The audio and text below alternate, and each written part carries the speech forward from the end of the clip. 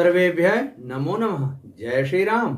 सज्जनों, आज हम मौनी अमावस्या स्नान की चर्चा कर रहे हैं। यह पावन पर्व इस वर्ष 29 जनवरी दिन बुधवार उत्तराषाढ़ा नक्षत्र और श्रवण नक्षत्र दोनों के मध्य संगम में फंस रहा है। यह बहुत अद्भुत संयोग होता है और सबसे अद्भुत क्यों है, इस विषय पर भी चर्चा कर रहे हैं।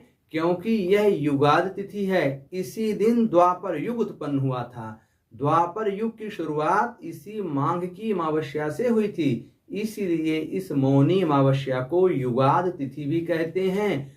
और इस दिन स्नान का सबसे अधिक महत्व है। आप वर्ष के सभी दिनों में 365 दिन में जो स्नान करते हैं, वह एकमात्र मौनी अमावस्या के दिन स्नान करने से फल प्राप्त हो जाता है। लेकिन इसके कुछ नियम भी हैं, उसका अगर पालन करेंगे तो इसका फल अक्षय गुना हो जाता है। और इसका जो प्रमुख पक्ष है, तो आपके 21 पीढ़ी 21 कुल के जो पूर्वज हैं, वो सब तृप्ति को, मोक्ष को और वैकुंठ लोक को प्राप्त करते हैं। और पितरों की असीम अनुकंपा से उनके वंशजों को बहुत सुख, शांति, धन वृद्धि इत्यादि की प्राप्ति होती है। तो मौनी अमावस्या में सबसे पहला पक्ष है कि मौन होकर स्नान करना चाहिए। कैसे? हम जब उठें, जैसे हमारा पैर पृथ्वी का स्पर्श करे, वहीं से हमारा मुंह बंद हो जाना चाहिए।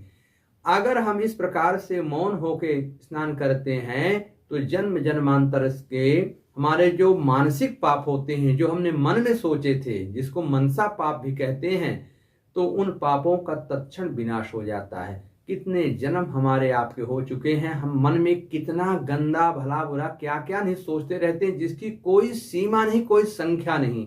लेकिन परमात्मा ने कितनी कृपा की है कि हम केवल मौन होकर स्नान कर लें और हम मोक्ष को प्राप्त कर लें, मानसिक पापों का विनाश कर लें, पितरों को सदगति प्रदान कर दें। युगादि तिथि है और ये प्रयाग के महाकुंभ के मध्य की भी तिथि है। जो एक महीने का महाकुंभ मकर संक्रांति, मकर राशि का मध्य होता है, माह का मध्य होता है। इसलिए ये हमारे जीवन के सभी कल्मशों का, पापों का तत्क्षण विनाश करता है। अब कहाँ स्नान करें? तो सबसे श्रेष्ठ स्थान तो तीर्थराज प्रयाग है। उसके अलावा श्री काशी जी, गंगा जी में और समुद्र स्नान है। लेकिन हम अगर वहां नहीं जा सकते हैं और अपने मानसिक पापों को मिटाना चाहते हैं, पूर्वजों को सदगति प्रदान करना चाहते हैं, तो स्नान अति अनिवार्य है। इस दिन स्नान सबसे जरूरी है। जो बीमार हैं वो भी स्नान करें, नहीं है तो बिस्तर में उनके ऊपर जल छिड़क दिया जाए, लेकिन स्नान की प्रक्रिया जरूर कराई जाए। और कहाँ करें, कैसे करें? अगर आप तीर्थों में नहीं जा सकते हैं तो आसपास के जलाशयों में स्नान करें। वहां भी नहीं जा सकते हैं तो घर में करें, लेकिन बंद कमरे के अंदर नहीं, खुले आसमान के छत में या आंगन में या घर के आसपास आगे पीछे जो कहीं खाली जगह है, वहां पर किसी पात्र में जल भर लें। उस जल में थोड़ा सा गोमूत्र डालें, गंगा जल डालें, समुद्र का जल डालें, काली तिल डाल लें और सभी तीर्थों को प्रणाम करके तीर्थों का आवाहन करें। और इस विधि से जो स्नान करते हैं तो उनको तो अक्षय लोक की प्राप्ति होती है, साथ उनके पूरे पूर्वजों को अक्षय की प्राप्ति होती है।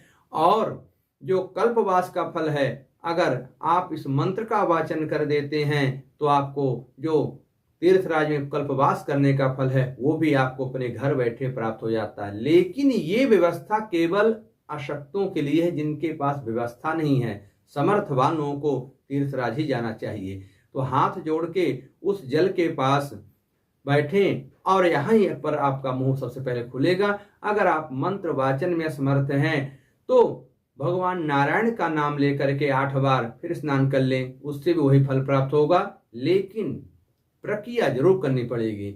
हाथ जोड़ के तीर्थराज को प्रणाम करें और मंत्र को बोलें, त्रिवेणीं माधवं सोमं भरद्वाजं चापासुकिं वंदे अक्षय बटम शेषम प्रयागम तीर्थनायकम। ऐसा कह करके जल को प्रणाम करें। और शास्त्रों ने तो ये तक कहा है कि जो कोई भी व्यक्ति इस मंत्र को नित्य प्रतिदिन पढ़ता है, उसको हजारों कल्पवास का, हजारों तीर्थवास स्नान का फल प्राप्त हो जाता है।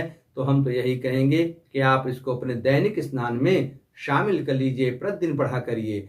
और तीर्थराज प्रयाग के संदर्भ में कुछ मंत्र हैं, इनका जो घर बैठे पाठ कर लेता है तो मानो तीर्थराज प्रयाग का पूरा कल्पवास का फल प्राप्त कर लेता है। उन मंत्रों को भी हम कह रहे हैं, ये श्री रामचरितमानस में वर्णित हैं। तो रामचरितमानस में जो चौपाइयां हैं वो नाम की चौपाई, सब की सब वो महामंत्र हैं। चौपाई तो उनको नाम दिया गया है, तो उनको भी बड़े भाव से श्रवण करें और वाचन करें तो अति उत्तम होगा।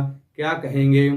को कहि सकय प्रयाग प्रभाव, कलुषय पुंज कुंजर मृग राउ, सकल काम पद तीरथ राउ, वेद विदित जग प्रगट प्रभाउ, चवर जमुन अरु गंग तरंगा, देखिए होहि दुख दारिद भंगा, देव दनुज नर किन्नर श्रेणी, सादर माजहि सकल त्रिवेणी, मुद मंगलमय संत समाजु, जो जग जंगम तीरथ राजू, बट विश्वास निरत बहु कर्मा, तीरथ राज प्रयाग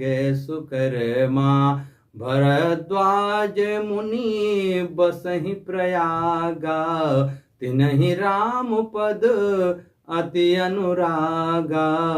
इस प्रकार से इन सभी मंत्रों का वाचन करें। अगर वाचन करने में असमर्थ हैं, इनका श्रवण करें। स्नान करते समय जो भी कोई उस श्लोक का, इन मंत्रों का श्रवण करता है, उसे हजारों कल्पवास का तीर्थों का फल प्राप्त होता है, हजारों यज्ञों के करने का फल प्राप्त हो जाता है। इसको आप दैनिक दिनचर्या में शामिल करने की कोशिश करेंगे तो नित्य आपको इसका लाभ होगा और आपके पितृ कभी भी अधोगति में नहीं जाएंगे और उस वंश में कभी किसी का पतन नहीं होगा। यह शास्त्रों का और पुराणों का वचन है।